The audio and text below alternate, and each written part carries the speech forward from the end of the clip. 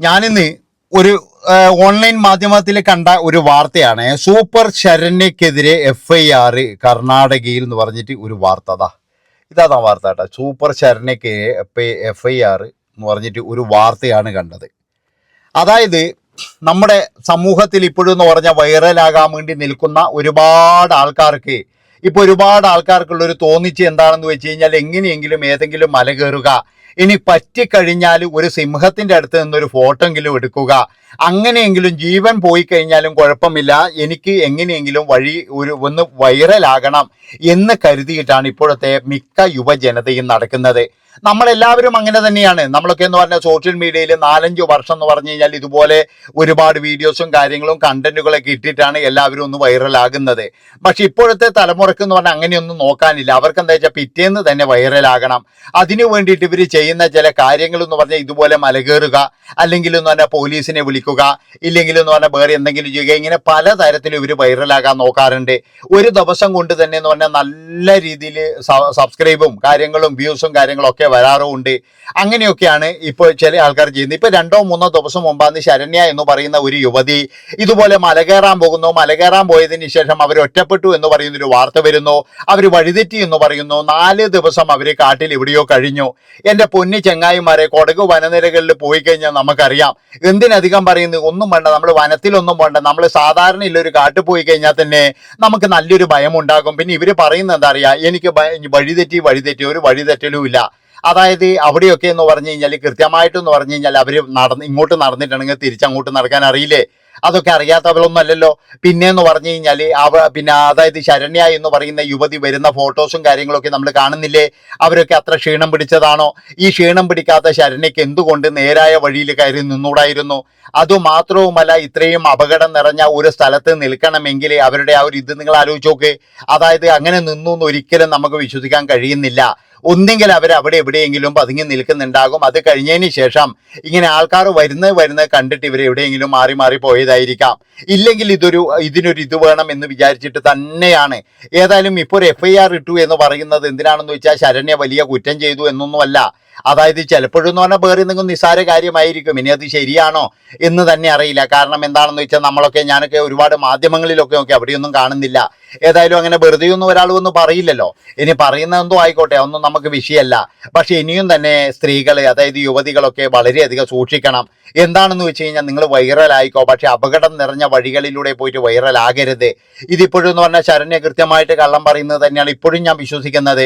കാരണം ശരണ്യയുടെ മുഖത്ത് ക്ഷീണമില്ല, ഭയമില്ല, ഒന്നുമില്ല. മിന്നാമിനിങ്ങിനെ നോക്കി 4 ദിവസം കടന്നുവന്ന് എവിടെയാണോ അങ്ങനെ മിന്നാമിനിങ് ഉള്ളത്? ഇനി മിന്നാമിനിങ് ഉണ്ടായിക്കോട്ടെ, ഈ ഘോര വനത്തിന്റെ ഉള്ളിൽ ഇത്രയും ഭയങ്കരമായിട്ടുള്ള പ്രശ്നങ്ങളുള്ള അല്ലെങ്കിൽ വന്യമൃഗങ്ങൾ വിരഹിക്കുന്ന അവിടെയൊക്കെ എന്ന് പറഞ്ഞാൽ ഒരാളെ ഒറ്റയ്ക്ക് ഇതുപോലെ ഇങ്ങനെ വിടുന്നു എനിക്ക് തോന്നുന്നില്ല. അതായത് ട്രക്കിങ്ങിന് കൊണ്ടുപോയവർ ഒറ്റയ്ക്ക് ഒരു വ്യക്തിയെ അങ്ങോട്ട് സഞ്ചരിക്കാൻ വിടുന്നു എനിക്ക് തോന്നുന്നില്ല. അങ്ങനെ അവരൊരിക്കലും തിരിച്ചു വരത്തുമില്ല. അവർ പറയുന്ന ഒരു കാര്യം എന്താ, ശരണ്യ ഇവിടെ അടുത്ത് വരെ എത്തിയിരുന്നു, അവിടെ നായയെ കളിപ്പിക്കുന്നത് കണ്ടിരുന്നു എന്നാണ് ട്രക്കിങ്ങിന് പോയ കൂടെയുള്ളവരൊക്കെ പറയുന്നത്. അതാണ്. അപ്പൊ ശരണ്യ അവിടെ തന്നെ ഉണ്ടായിരുന്നു എന്നുള്ളതിൽ യാതൊരു സംശയവുമില്ല. അവിടെ തന്നെ ശരണ്യ ഉണ്ടായിരുന്നു. പിന്നെ എവിടെയാണ് ശരണ്യ പോയത് എന്ന് ചോദിച്ചു കഴിഞ്ഞാൽ അതാണ് നമ്മൾ കണ്ടുപിടിക്കേണ്ടത്, അതാണ് മനസ്സിലാക്കേണ്ടത്. ഒരിക്കലും ശരണ്യ പറയുന്ന വിശ്വസിക്കാൻ നമുക്ക് കഴിയില്ല. കാരണം അവിടെ നടന്നത് വേറെ എന്തോ എന്ന് ഞാൻ പറഞ്ഞല്ലോ. എനിക്ക് ഇപ്പോഴത്തെ സംശയം എന്താണെന്ന് വെച്ച് കഴിഞ്ഞാൽ അവിടെയുള്ള റിസോർട്ട് ടീമിന് വേണ്ടിയിട്ടോ അല്ലെങ്കിൽ വേറെ ഏതെങ്കിലും ടീമിന് വേണ്ടിയിട്ടൊക്കെ ശരണ്യ വല്ല പരസ്യങ്ങാറ്റം ചെയ്തു കൊടുത്തിയാണോ എന്ന് പോലും സംശയമുണ്ട്. ഇപ്പോഴെന്താണെന്ന് വെച്ച് കഴിഞ്ഞാൽ ആ ഒരു സ്ഥലത്തേക്ക് എന്ന് പറഞ്ഞു കഴിഞ്ഞാൽ ജനപ്രവാഹമാണെന്നാണ് പറയുന്നത്. അതിൻ്റെ ഗുണങ്ങൾ കിട്ടുന്നത് അവിടുത്തെ റിസോർട്ടുകാർക്ക്, അതുപോലെ തന്നെ എന്ന് പറഞ്ഞാൽ ഇനിയും ഇതുപോലെ ഇത് കയറാൻ പോകുന്ന ടീമുകൾക്ക്, അങ്ങനെയുള്ളവർക്കൊക്കെ അതിൻ്റെ ഗുണങ്ങൾ കിട്ടും. ഒരു ദിവസം കൊണ്ട് എന്ന് പറഞ്ഞു കഴിഞ്ഞാൽ വിദേശ രാജ്യത്ത് വരെ ഇതങ്ങ് ഭയങ്കരമായിട്ടുള്ള സ്ട്രോങ് ആയി. എന്താണെന്ന് വെച്ച് കഴിഞ്ഞാൽ അവിടെ ഘോര വനങ്ങളുണ്ട്, അവിടെ ട്രക്കിംഗ് ഉണ്ട്, അവിടെ പോയി കഴിഞ്ഞാൽ മൃഗങ്ങളുണ്ട് എന്നൊക്കെ പറഞ്ഞപ്പോഴേ ഇനി എല്ലാവരും ഇങ്ങോട്ട് അങ്ങ് പെട്ടിയും കെട്ടിയെടുത്ത് ഇങ്ങോട്ടായിരിക്കും വരിക, കൊടകിലേക്കാണ് വരിക. അതാണ് നിങ്ങൾ മനസ്സിലാക്കേണ്ടത്. അപ്പോൾ ഇതിൻ്റെ പിന്നിൽ പ്രവർത്തിച്ചത് ആരൊക്കെയാണ്, എന്തൊക്കെയാണ്, എന്തായിരുന്നു ഇവരുടെ പ്ലാനിങ്? കൃത്യമായിട്ടും ഞാൻ പറഞ്ഞല്ലോ, ഇത് കൃത്യമായിട്ടും നല്ലൊരു പ്ലാൻ ചെയ്ത പരിപാടി തന്നെയാണ്. അല്ലാതെ ഒരിക്കലും ശരണ്യ ഒരു ധൈര്യവാദിയാണെന്നോ, ശരണ്യക്ക് കഴിവുണ്ട്, കഴിവില്ല എന്നൊന്നും പറയുന്നില്ല, ശരണ്യക്ക് കഴിവുണ്ട്, കാര്യങ്ങളൊക്കെ ഉണ്ട്. പക്ഷെ ഇതിങ്ങനെ നമ്മൾ എന്താ പറയുക, ഇതിനെതിരെ ഒരു ആക്ഷനോ കാര്യങ്ങളോ എടുത്തില്ലെങ്കിൽ ഇത് ഇനിയും ആവർത്തിക്കും എന്നാണ് എനിക്ക് പറയാനുള്ളത്. ഇപ്പോഴും ശരണ്യ പറയുന്നുണ്ട് ഇനിയും ഞാൻ പോകും എന്നാണ് പറയുന്നത്. അതായത് ഇവര് പോകുമ്പോഴേ ഒരു ഭീമമായ തുകകൾ വാങ്ങിച്ചു വെക്കുക, ഇല്ലെങ്കിൽ ഇതിൻ്റെയൊക്കെ ചെലവുകൾ എന്ന് പറഞ്ഞു കഴിഞ്ഞാൽ നമ്മൾ പൊതുജനങ്ങളാണ് കൊടുക്കുന്നത്.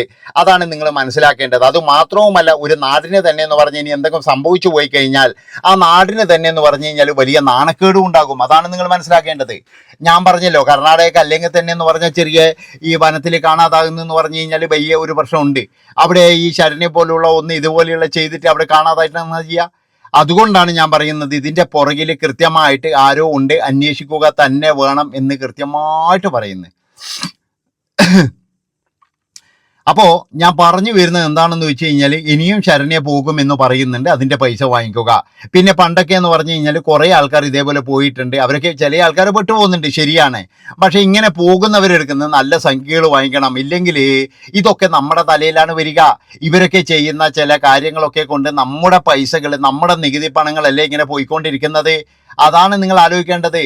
അതുകൊണ്ട് തന്നെ എന്ന് പറഞ്ഞാൽ കൃത്യമായിട്ടെന്ന് പറഞ്ഞാൽ ഇതിനൊരു പ്ലാനിങ്ങും അതുപോലെ തന്നെ ഉദ്യോഗസ്ഥന്മാരുണ്ടോ എന്നുള്ള കാര്യങ്ങളൊക്കെ, ഉദ്യോഗസ്ഥന്മാരില്ലാതെ അങ്ങനെ വിടുവോടോ?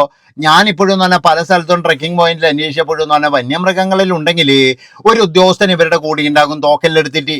അതാണ് പറയുന്നത്. അല്ലാതെ ഒരിക്കലും എന്ന് പറഞ്ഞാൽ അവിടുന്ന് വഴിതെറ്റാനോ അല്ലെങ്കിൽ വേറെ എവിടെയെങ്കിലും പോകാനൊന്നും അവർ സമ്മതിക്കത്തില്ല. അപ്പൊ അവിടെ എന്താണ് കൃത്യമായിട്ട് നടന്നത്? പ്ലാനിങ് ആണോ, അല്ലെങ്കിൽ ശരണ്യ അവിടെ താഴെ വരെ വന്നിരുന്നോ, അവിടുന്ന് ഒളിവിൽ പോയതാണോ, അല്ലെങ്കിൽ അവിടുന്ന് ഒളിച്ചു നിന്നതാണോ എന്നുള്ള കാര്യങ്ങളാണ് നമ്മൾ അന്വേഷിക്കേണ്ടത്.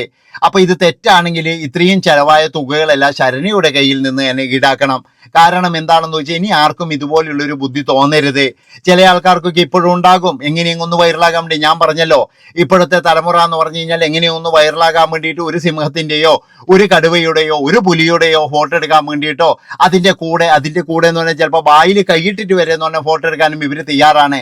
കാരണം എന്താ വെച്ചാൽ ജീവൻ പോയാലും വേണ്ടിയില്ല, ഞങ്ങൾക്കൊന്ന് വൈറലാകണം, ഇത് മാത്രമാണ് ഇവരുടെ ലക്ഷ്യം. പക്ഷെ ഇവർക്ക് വേണ്ടിയിട്ട് മുടക്കുന്ന കാര്യങ്ങൾ, ഇവർക്ക് വേണ്ടിയിട്ട് കൊടുക്കുന്ന പിന്നീട് റിസ്കുകൾ. ഇപ്പൊ ബാബു എന്ന് പറയുന്നവനെ പിന്നെ ഒന്ന് പുറത്തിറക്കാൻ വേണ്ടിയിട്ട് 10-30 ലക്ഷം ഉറുപ്പ്യ ചിലവായത്. ആ പൈസ ആരാ കൊടുക്കുക? നിങ്ങളൊന്ന് പറ.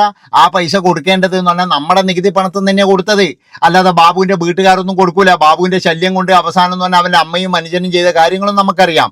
ആ ബാബു എന്ന് പറയുന്നവൻ അന്ന് ഇന്നിപ്പോഴും എന്ന് പറഞ്ഞു കഴിഞ്ഞാൽ ശരണ്യ പറയുന്നത് ഞാൻ ട്രക്കിങ്ങിന് പോയതാന്ന, പക്ഷെ ഇതിൻ്റെ ഇടയിലും എന്തിലോ ദുരൂഹതകളും കാര്യങ്ങളൊക്കെ ഉണ്ട്, അത് പുറത്തു കൊണ്ടുവരണം. പിന്നെ ഞാൻ പറഞ്ഞല്ലോ, ചില ആൾക്കാർ ഇതിൻ്റെ എക്സ്പീരിയൻസ് ഉള്ള ചില ആൾക്കാരൊക്കെ പറയുന്നത് ഒരിക്കലും അങ്ങനെ ചെയ്യാൻ കഴിയില്ല. ഞാനും 3-4 ദിവസം ഇതുപോലെ വെള്ളം കുടിച്ച് പട്ടിണി കിടന്നു നോക്കി, എൻ്റെ പൊന്നു മക്കളെ എണീച്ച് നടക്കാൻ കഴിയുന്നില്ലായിരുന്നു 4 ദിവസം കഴിഞ്ഞപ്പോഴേ. അതുകൊണ്ടാണ് ഞാൻ ചോദിക്കുന്നത്, ഇതിലെന്തോ ഒരു തട്ടിപ്പില്ലേ എന്നൊരു സംശയം. ഇതിൻ്റെ പുറകിൽ ആരെങ്കിലും ഉണ്ടോ? ഏതെങ്കിലും ബുദ്ധികേന്ദ്രങ്ങളുണ്ടോ? അല്ലെങ്കിൽ എന്തെങ്കിലും പരസ്യമാണോ?